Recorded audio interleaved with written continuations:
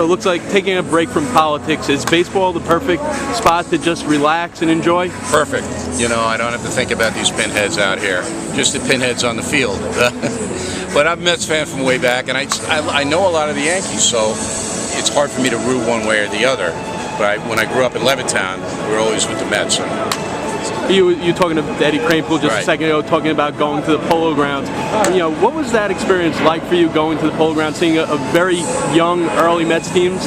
When I was a little kid, Willie Mays was my idol, and I remember my father taking me to the Polo Grounds to see him in 1957.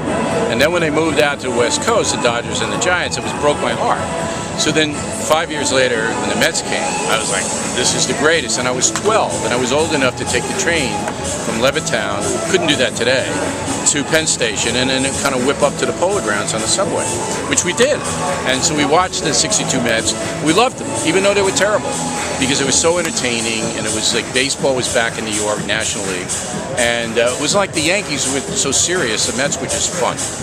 Well, you mentioned Willie Mays was your idol, seeing him with the New York Giants. And as a Met fan, do you remember him coming back here in '73? Sure. And what was that like for you? Well, we knew Willie was at the end of the rope, but we didn't want to see him go. So we were happy that he came back. And he contributed a little bit. People forget that. They always remember that he fell down in the outfield. But, you know, they don't remember that he did contribute a bit. But, you know, Willie Mays, for my money, best baseball player ever. And when he was here in New York, he was such a good guy to the kids.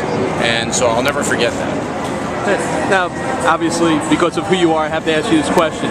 If you were to put a political party to the Mets and the Yankees, what would they be? The anarchists. No, I don't conflate the two. I don't. Good to talk to you, though. Thank you.